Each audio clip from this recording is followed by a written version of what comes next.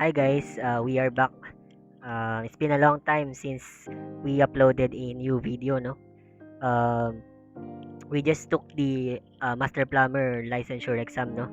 And fortunately, we passed the exam and we are now a registered Master Plumber. So for today's topic, we're going to tackle the 3D forces under engineering mechanics, and there are a lot of approach and solution in order to solve forces in 3D, no?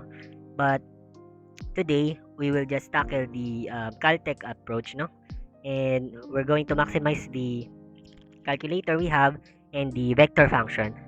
So by the way, it will be easier for you to understand this calculator technique if you master the conventional solution in analyzing forces in 3D. So let's start. For the first step, take note that I'll be teaching in this video must have forces that are concurrent, meaning they are occurring in the same point, no? So this calculator technique won't work if the forces are not concurrent.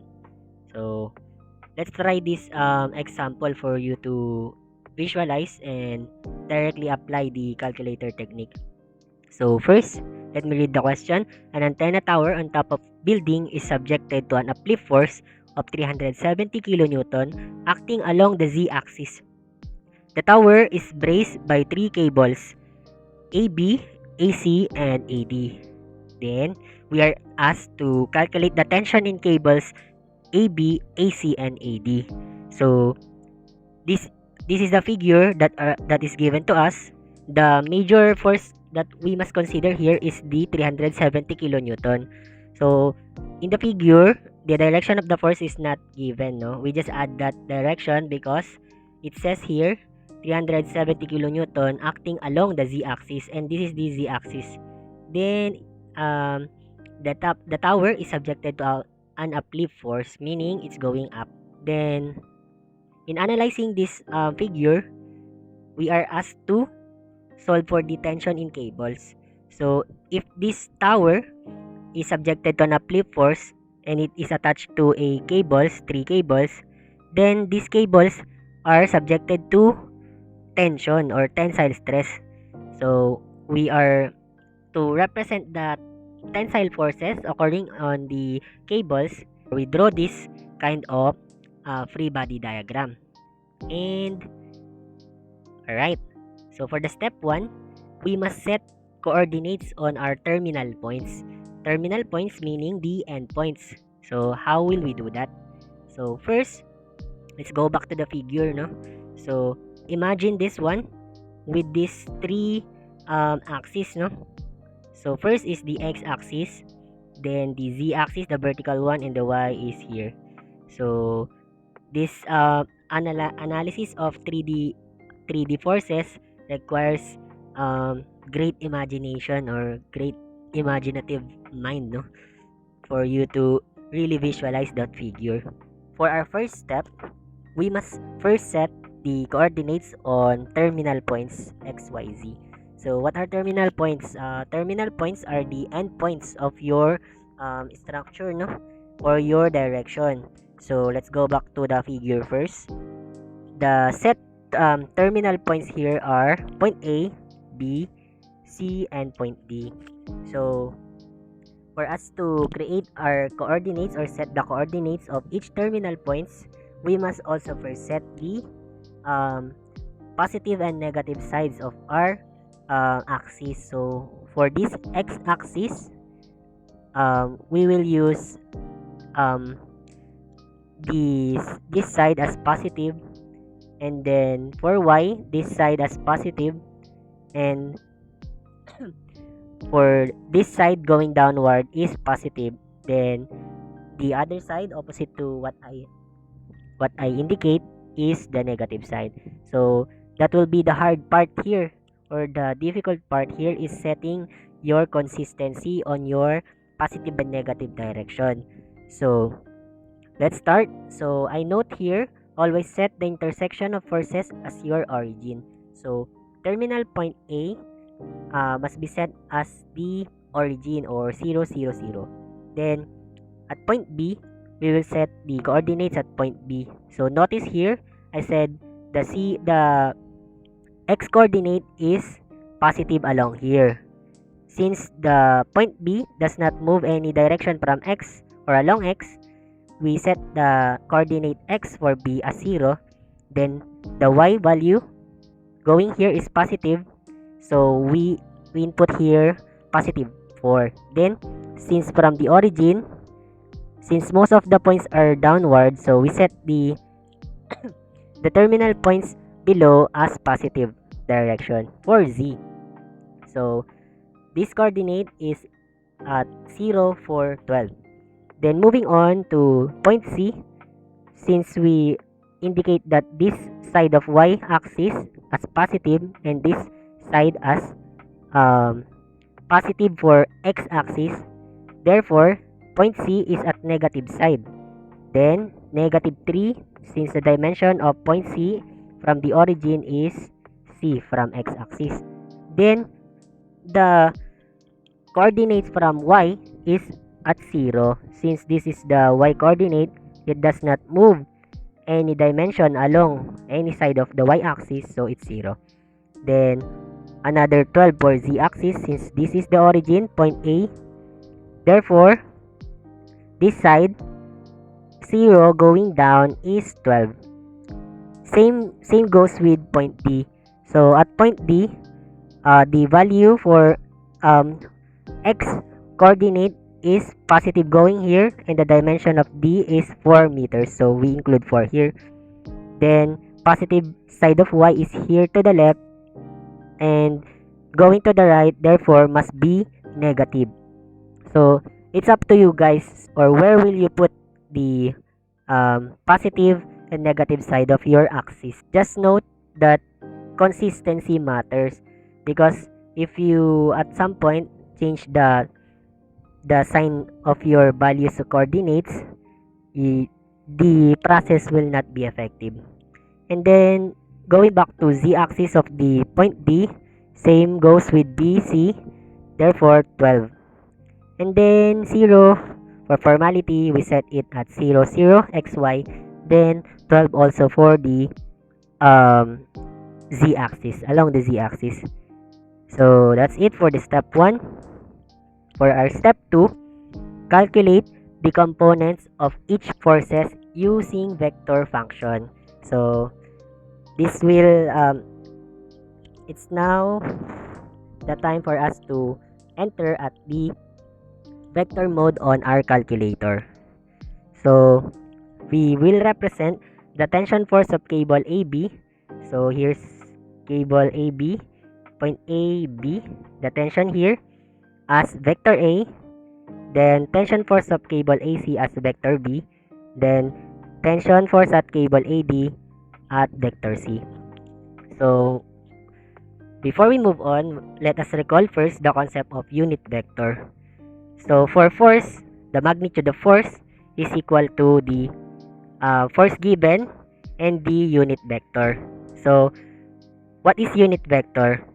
According to vector, we denote unit vector as the vector of variable x, or that vector divided by the absolute of that vector.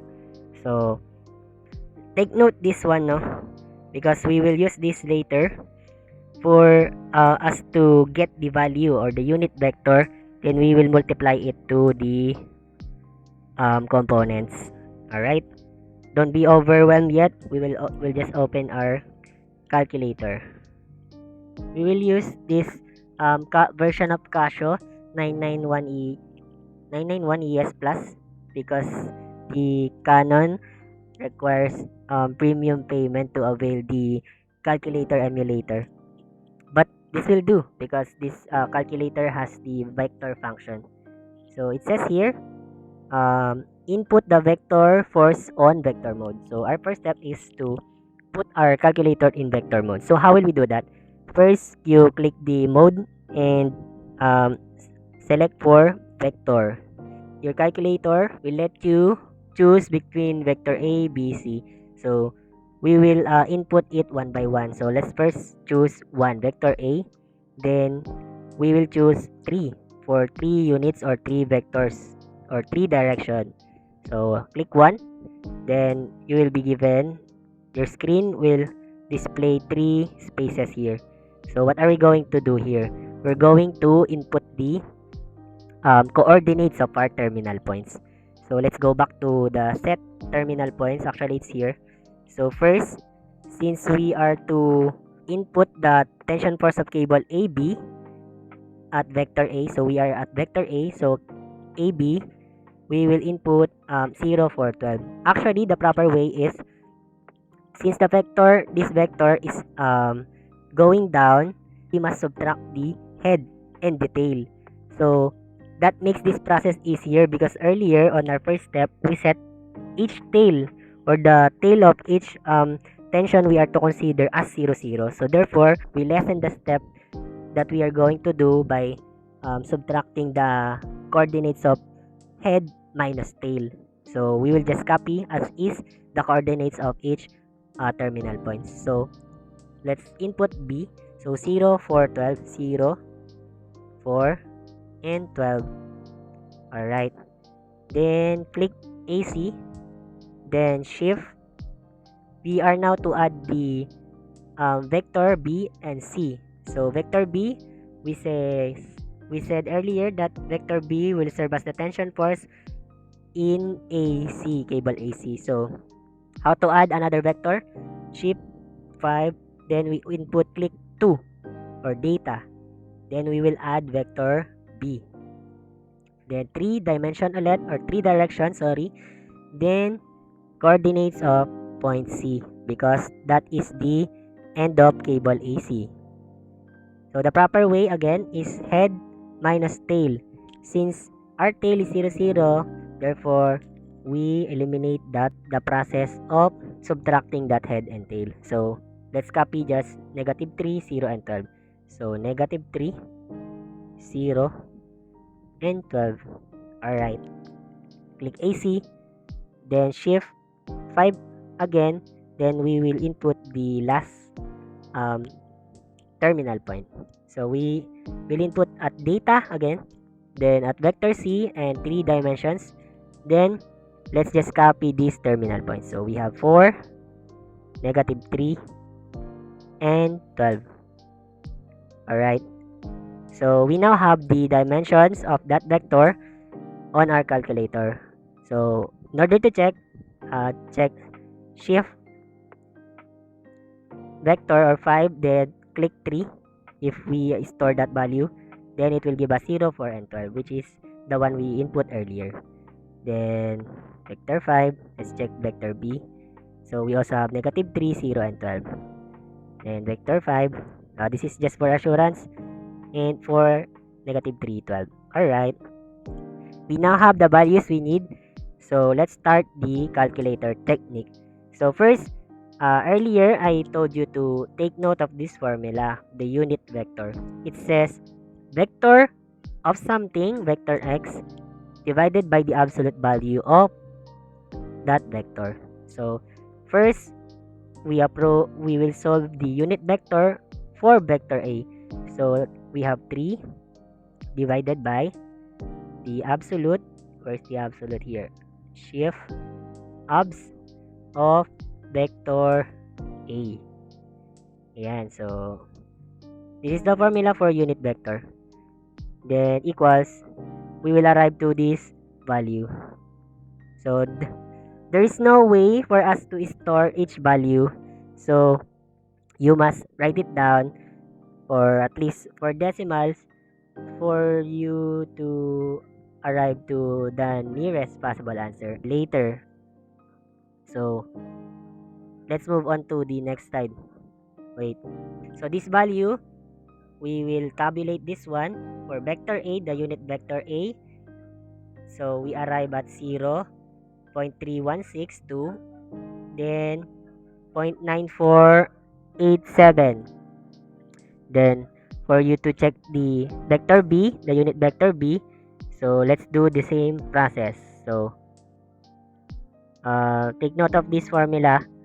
unit vector is vector of that vector x divided by the absolute of vector x. So we are on vector b, then divide absolute absolute of vector b again.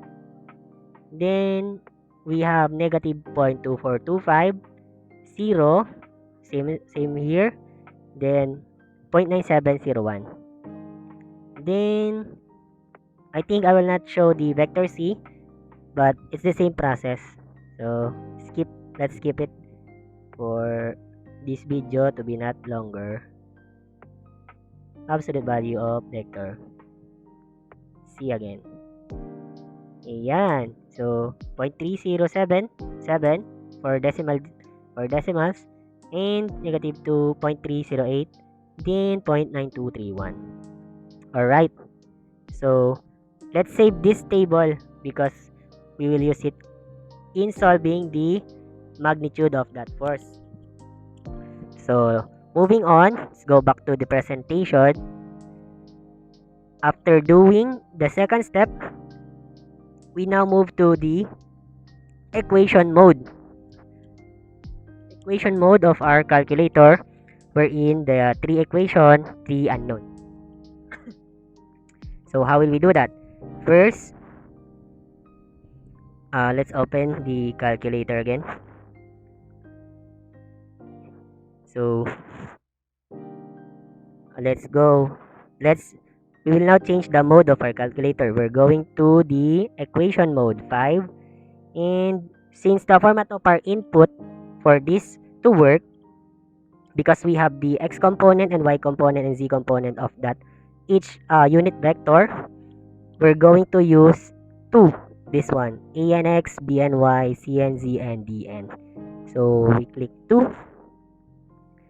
I think on Canon you have to, from mode 5 equation, you have to go down. So for Casio, it's directly here. So 2. Then we now we are requested to input three terms for each three vectors. So for the process here, since this is for both vectors, then the input here is copy this one, this column for x, and then we're going to input it horizontally. So how will we do that? So just like in this table below, so this is 0, negative 0.2425, so 0. This table will going to drop it horizontally. So let's input manually. Then we have negative 0.24225 and 0.3077. Since along the x-axis, no additional force is added, and it only exists on the z-axis. So along x-axis, the value of d is not altered, so we will leave it as 0. Then same goes with this second column. Copy this column and then drop or input it horizontally. So 3.3162, then 0. For c is negative 0.2308. Then the d value, since the y-axis is not altered in y direction, we will not input or we will not alter the direction for this. Then moving on to the last equation, we have copy this column and input it horizontally again. So 0.9487, 0.9701, 0.9231. Then notice here that we will input 370 because the original problem is altered in z direction. So 370 is at that direction. Therefore, z-axis has an existing value or additional force. So we will input 370 here. Then let's wait for the calculator or click equals, then x, meaning this is the tension in cable AB. So let's just move the slide. All right, this one. Notice that the x value that our calculator will present is the summation forces along x. Then that must be then the tension force of cable AB. Then y is the tension force of cable AC, then tension force of cable AB. So let's check our calculator if it calculated the same. So 94.877, that is about 95 kilonewton. Click equals for y. 164.93, that's about 165 kilonewton. Then z is at 129.98 or 130 kilonewton. So this problem is easier with calculator. So the tension in cables AB, AC, and D is this one. Alright. So this video may be longer because we are explaining each function of the calculator and each steps thoroughly, and slowly. So if you practice this one by just calculating the unit vector and tabulating it downwards like this, and then input at the mode equation of our calculator horizontally, then we will arrive to the easiest answer for this problem. If you learn new technique here, please don't forget to like this video, share it to your friends, and subscribe. Thank you, and God bless us all.